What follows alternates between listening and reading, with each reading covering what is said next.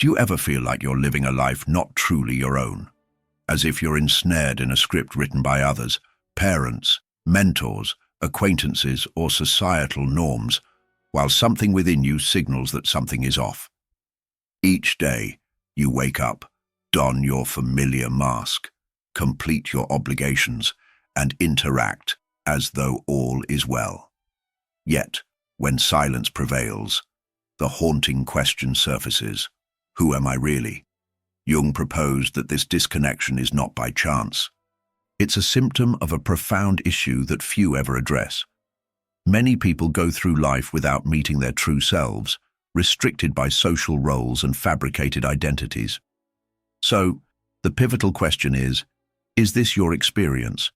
The I you refer to might not authentically belong to you. Your personality, dreams, convictions, how much of that is truly yours? And how much has been shaped by others? From an early age, we're conditioned to conform, to be accepted. We hide parts of ourselves to be loved. We construct a mask, or persona, as Jung named it, a social facade we employ for self-protection. The more we wear this mask, the more we lose touch with our true selves, until it becomes all that we know. Jung warned that living distant from who we truly are comes at a high cost. It brings anguish, dissatisfaction, and a constant feeling of emptiness. Have you felt that, even with achievements, something is still missing? As if the essential is out of reach. This happens because what you seek is not out there. It is buried within you, under layers of conditioning. Ask yourself, are you willing to explore your deep psyche and discover who you truly are? This journey is not easy. Finding the true self requires confronting everything that has been repressed, forgotten, or twisted over the years. It is looking inward and facing parts of yourself you might prefer to avoid. But that is the only path to true freedom. In this video, we will explore the journey Carl Jung called individuation, the process of becoming whole, integrating all parts of oneself and living according to your true essence. Ready for this? Let's begin. From early on, you learned that you needed to behave in certain ways to be accepted. Perhaps you were taught to be polite, not to speak loudly, not to show anger, to please others. Or maybe you believed you always had to be strong, hiding weaknesses and pretending confidence. Without being aware, you began to shape an identity that was not entirely yours, but a reflection of what others expected. Carl Jung called this mask the persona. It is the face you present to the world, the version created to fit in. And make no mistake, we all have one. If you have ever behaved differently at work, at home, with friends, or on social media, you have experienced the power of the persona. Is it useful? Certainly. Without it, social contact would be difficult. But there's a danger in identifying too much with this mask, forgetting who you truly are. Think, how many times have you done something just to be accepted? How many times have you hidden your true thoughts for fear of judgment? How many times have you smiled when inside you wanted to scream? This happens because, at some point, the persona stopped being a mere role and began to dominate your life. You are no longer an authentic self, but an actor performing a role you didn't choose. And here's the problem. The persona does not sustain your soul. It may bring acceptance, but not fulfillment. It earns praise, but not real happiness. In the long run, living solely through the persona leads to an empty life, where something essential is missing and you can't identify it.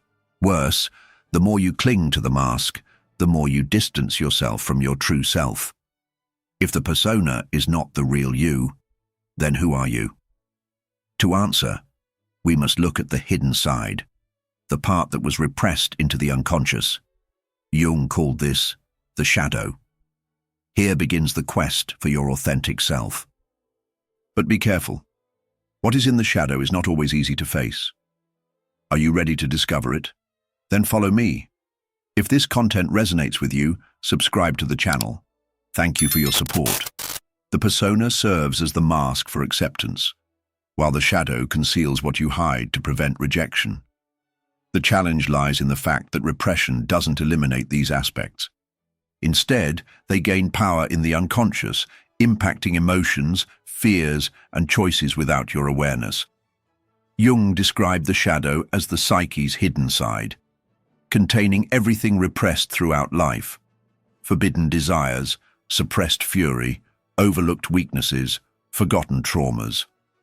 The reality, many elements in the shadow aren't harmful. They're parts that were simply deemed unacceptable. Maybe as a child, you were curious but labeled troublesome, leading you to silence. Perhaps you felt anger but learned it was wrong, leading to repression until it erupted. Maybe you displayed sensitivity, but society viewed it as weakness, prompting you to hide your feelings. These denied parts haven't disappeared. They've retreated into the shadow, waiting to emerge, and emerge they do. If you've experienced anger followed by regret, envy you denied, or reacted intensely to criticism without understanding, it was your shadow taking over. Ignored, it manifests in distorted forms, undermining relationships, careers, and self-esteem. However, the hidden truth is that the shadow isn't an enemy. It harbors valuable aspects: creativity, authenticity, and real strength. Achieving completeness involves integrating this part of yourself. This means stopping the running and beginning introspection. But how can you confront something so repressed? How do you illuminate the shadow without succumbing? The solution lies in the central concept of Jungian psychology: the self, the true essence. Let's explore this. If the persona is the mask and the shadow is what's repressed, then the self, the true self, is what exists beyond these facets. It represents the complete psyche, the harmonious union of being and showing. Jung held that life's purpose wasn't to follow a prescribed social path, but to become whole, to discover and embrace your true essence. This journey of self-discovery and integration is what he defined as individuation. Uncovering the self isn't fortuitous. It isn't a sudden, magical epiphany. The self stays hidden from those who ignore their truths. You must actively seek it, starting a profound internal journey. It's about confronting all you've hidden, reconciling genuine desires with external constraints. The greatest hindrance in reaching the true self is fear. Fear of losing the constructed identity. Fear of discovering that many choices weren't authentically yours. Fear of facing denied aspects of personality. This fear locks many away from the self. They remain bound to the persona, pretending to be what they're not, while the shadow covertly disrupts their pursuit of real happiness. However, by integrating the shadow and questioning the masks, something extraordinary occurs. You experience an unknown freedom. You realize that you no longer have to pretend to be someone you're not, nor satisfy everyone. You begin to act with authenticity, making decisions aligned with yourself, not just to meet others' expectations. And the greatest surprise, the closer you are to the self, the more life gains meaning. Anxieties and frustrations that were once obscure become clear. You understand the repetition of certain patterns, the impact of situations, and the reason behind relationships that don't work. Throughout life, something inside you was trying to show a path, but you were too busy adapting to notice. But a vital point: the search for the self does not occur in isolation. There is a crucial element in this journey that many ignore: the unconscious and the archetypes that shape our way of thinking, feeling, and acting. Without understanding these forces, you will never fully know yourself. Let's explore this next. The human mind is not limited to what is visible and rationally understood. Most of our psyche remains hidden, operating on a deep and invisible level. Jung believed that, to find the true self, it was not enough to observe conscious thoughts and decisions. We need to dive into the depths of the unconscious, where the patterns that shape our identity reside. And what do we find in this unconscious? Beyond the shadow, repressed memories and desires, there is something fundamental: the archetypes. Jung discovered that the human psyche is not a blank slate. We are born with universal structures of thought, behavior, and emotion shared by all. He called this the collective unconscious, where archetypes, primordial images, emerge to influence our view of the world and ourselves.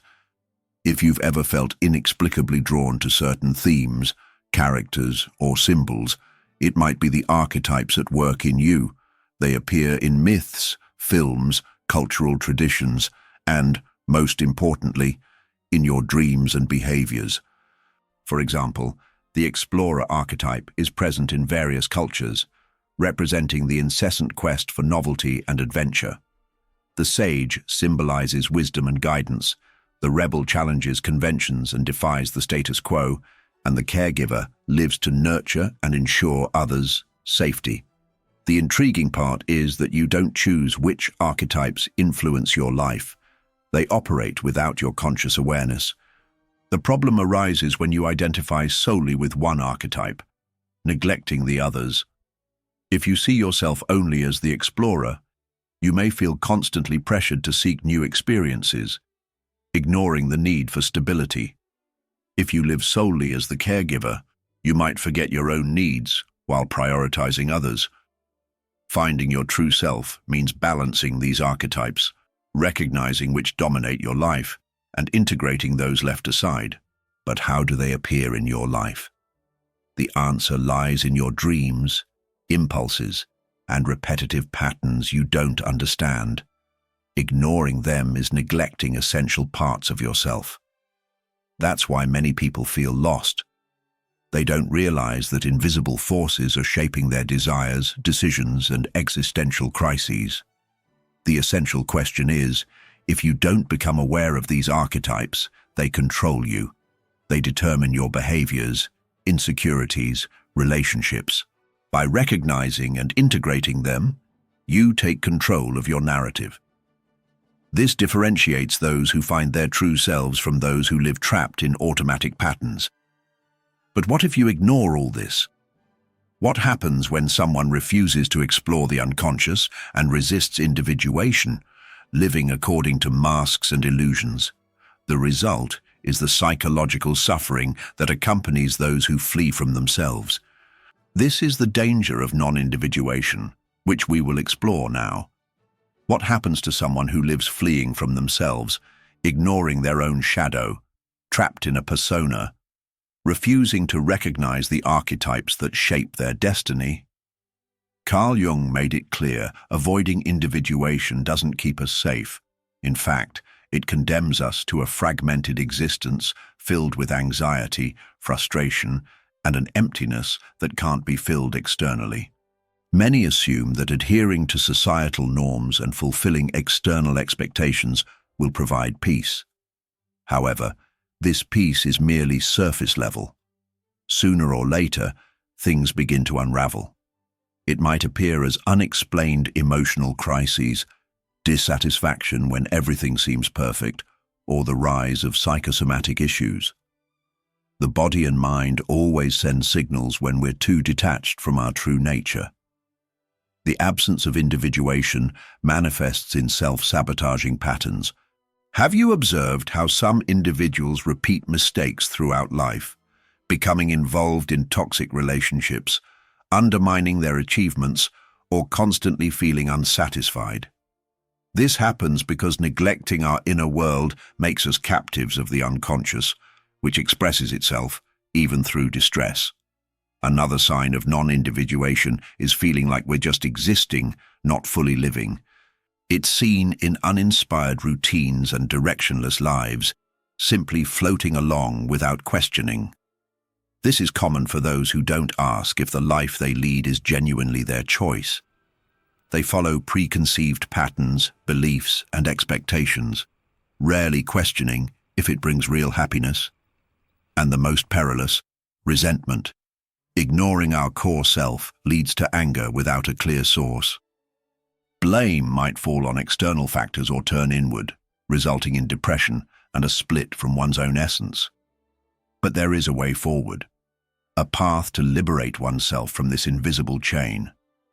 Courage is crucial to face reality, question myths, and seek individuation.